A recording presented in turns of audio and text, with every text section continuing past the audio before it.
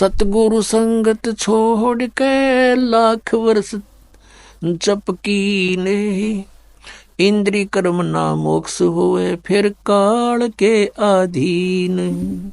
एक लड़की थी राबिया नाम की, मुसलमान धर्म में जन्म था और बहुत अच्छी पुण्यकर्मी प्राणी थे, पिछले संस्कार अच्छे थे। परमात्मा कहते हैं जो जन मेरी शरण है ताका हूं मैं दासे, गेल गेल ला गया फिरूं जब तक धरती आकाशी। पुण्यात्मा, आप कोई आम आत्मा नहीं हो, आप कभी ना कभी परमेश्वर कबीर जी के चरणों में रहे हो। जैसे आज से 600 वर्ष पहले सन 1398 से सन 1518 तक परमात्मा 120 वर्ष तक यहाँ पृथ्वी पर रहे एज ए सतगुरु रूप में रहे, और स्वयं परमात्मा भी थे। यहीं से इस पूरे ब्रह्मांडों का रिमोट उनके हाथ में था। तो उस समय उस परमात्मा के 64 लाख शिष्य हुए थे। वो कितने दयालु है पुण्यात्मा, आप सोच नहीं सकते, क्योंकि हमारी बुद्धि तो काल ने बांध रखी है और हमारे को तो यहाँ के संसारिक के झूठे सुख ही फाइनल नजर आ रहे थे अभी तक, जब तक ज्ञान नहीं था। अब वो दयालु 600 वर्ष पहले आया, इसलिए आया कि इन आत्माओं को एक बार रिचार्ज कर जाऊं, फिर इनको मनुष्य जन्म मिलते रहेंगे जब तक पिछली पीढ़ी आएगी।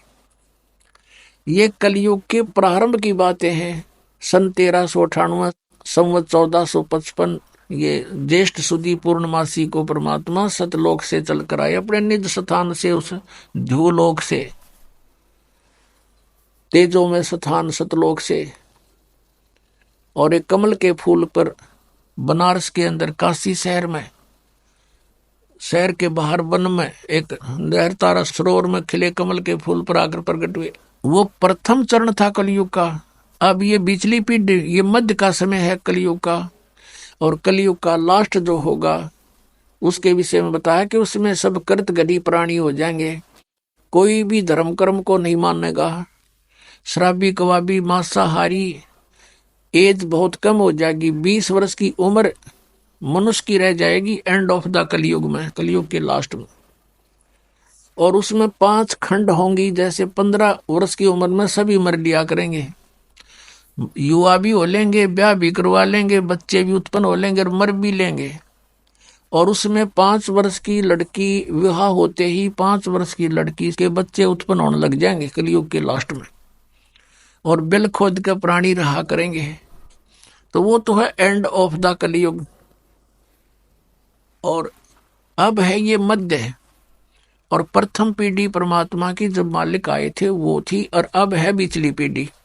तो इस बिचली पीढ़ी तक आपको लाने के लिए कि ये मनुष्य इनमें आस्था भगवान की बनी रहे, चाहे ये कोई पत्थर पूजे हैं, चाहे ये किसी कृष्ण जी ने पूजे हैं, चाहे ये कोई और अपना बाबा श्याम जी के दोक में प्रसन्न है, लेकिन वो थे पूर्व के संस्कार। और हम सोच रहे थे कि इन देवताओं की पूजा से हमें सुख हो रहा है, क्योंकि हम ज्ञान नहीं था।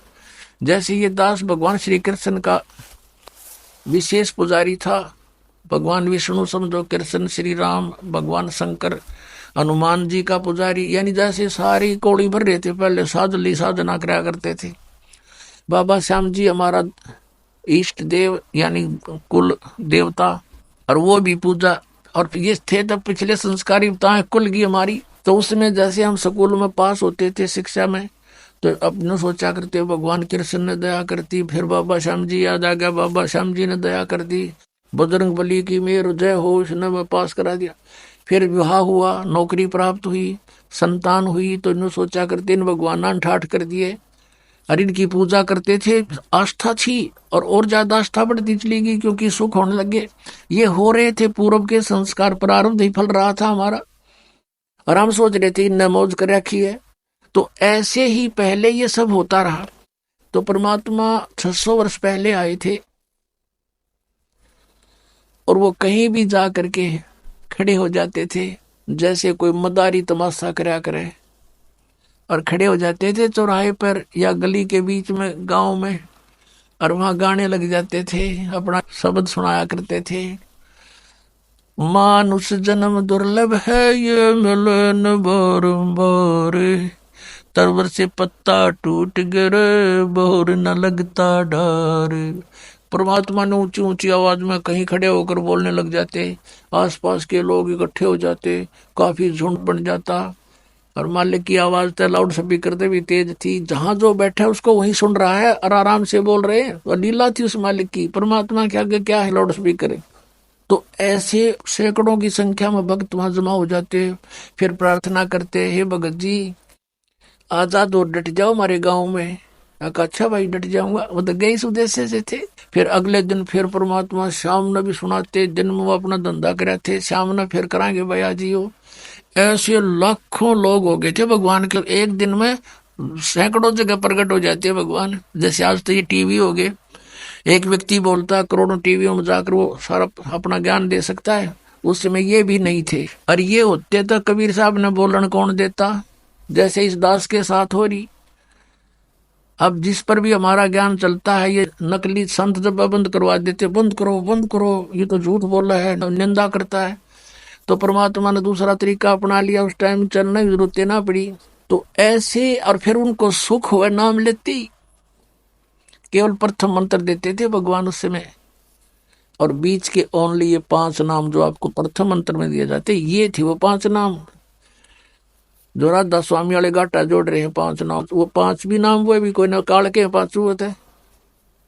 और इनसे लाभ होगा आपको यहाँ का भी, और यहाँ से हम चलेंगे जैसे हमारे शरीर में चैनल बने हुए हैं, इनमें ये प्रधान बैठे हैं, इनके मालिक हैं ये, इनका अकाउंट क्लियर करके हम आगे जा सकते हैं त्रिकुटी पर। तो उस समय हमें ज्ञान आधार नहीं रहा, सुख गणे दिए परमात्मा ने, क्योंकि ये सुख सागर है प्रभु। इसकी शरण में आते ही किसी को प्रेतबाधा थी, कोई देव रुष्ट था, या कोई शारीरिक कष्ट था, कोई सांसारिक बाधाएं थी, कोई कर्म ठीक नहीं हो रहे थे कार्य, वो सब ठीक होते चले गए। और ऐसे करिश्मे करे परमात्मा ने। उनके घरों में गरीब व्यक्ति थे, और शाम ने 10 रुपये धरके सोते, तड़के सो पाते उनके घर पे। और वो आकर बताते तो गुरु जी की कृपा से ऐसी रजा होगी। कोई नो कहना तुम रख के भूल गए हो गया, आप पे थर भूल लाग रही है, नो कदे हो आकर। तो वो जिसके बीता वो जान कड़ा धरका बोलना समय था उस समय। तो अब भी ऐसी लीलाएं हो रही है। एक भक्त बता रहा था जी, मैं 1-1.5 वर्ष से कोशिश कर रहा था पुस्तक पढ़ के कि चालू नाम लूं, पर पैसे का अभाव था। तो वो कह रहा था कि ऐसे करते करते मैं घना दुखी हो गया, भगवान परमात्मा का इतना अमृत ज्ञान और मैं पहुंच नहीं पा रहा, रोने लग गया। एक दिन कहता 100-200 रुपये बैंक में पड़े थे, वो निकलवाने गया था, 6,000 रुपये बैंक में पाए।